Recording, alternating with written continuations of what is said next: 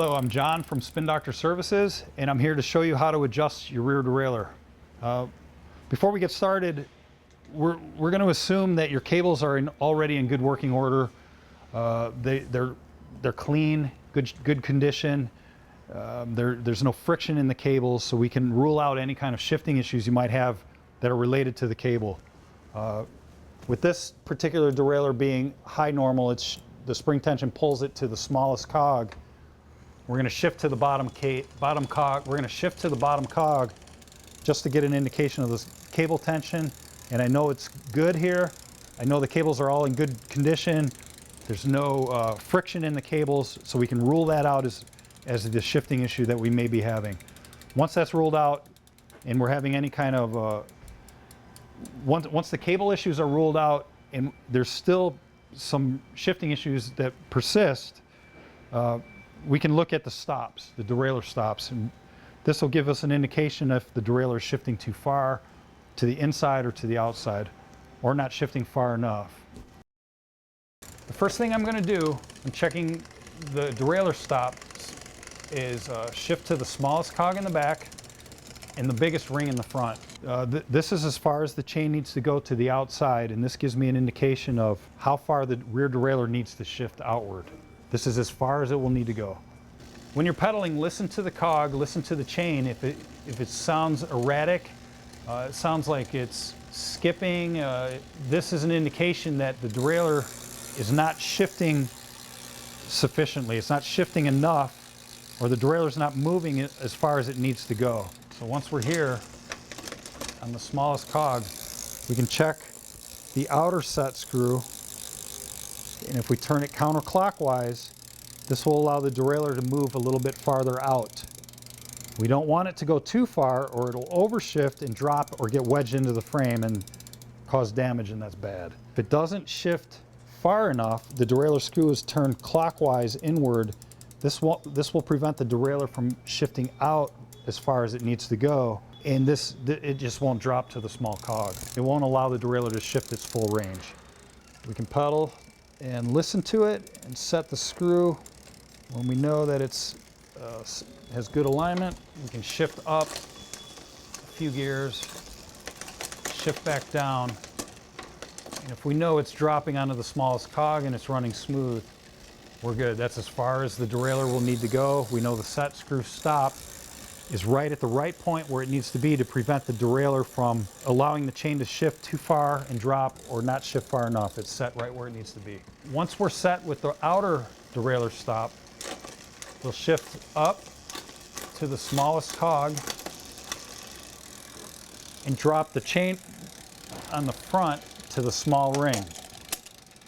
This is the farthest the chain will need to go to the inside. If we're having any shifting issues getting there, we can set the inner set screw.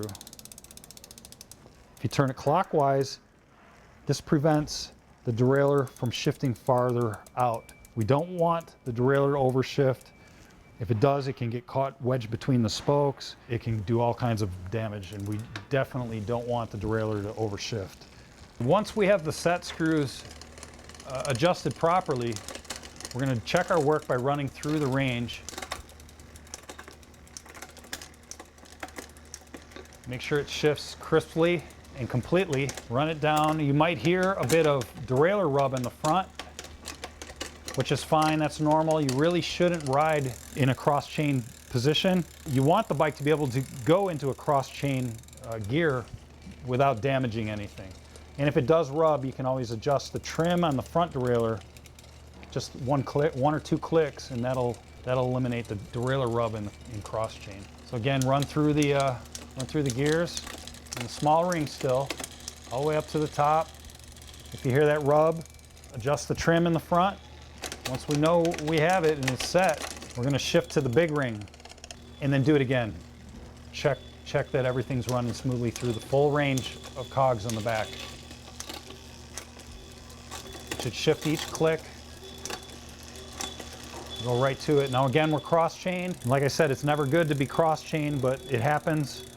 You want to make sure that the bike will go into this gear safely without damaging anything. If you get any front derailleur rub, you can always adjust the trim. and then run through the gears. Go individually to make sure each one's going smooth. As we run through the gears, if we notice we still have a bit of shifting lag time, as I'm getting a little bit here on the smallest cogs in the mid-range, it's just not, you can see it's just not shifting properly.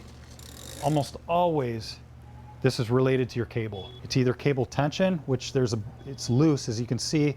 You just pluck the string like this, and if you have play here, this is just too loose. You want to make sure that your cables are in good working condition, they're low in friction, they're lubricated properly. This is the first place I look when we're having shifting issues, is this section of the housing. It's low to the ground, it's open right here, it's always exposed to grime. It's a source of friction right here. As we can see here, I know my cables are in good condition, there's no fraying, I know they're clean. I don't suspect that that's the problem, but I did notice that the tension isn't sufficient. So when I shift gears from the smallest cog, my shifter is just taking up the slack in the cable. It's not actually moving the derailleur. And now the indexing doesn't match the spacing in the gears, and you can hear it's out of adjustment. It's just not running smoothly. So what I want to do is turn the barrel adjuster out counterclockwise. This threads it out and will take up the slack in the cable. That's it.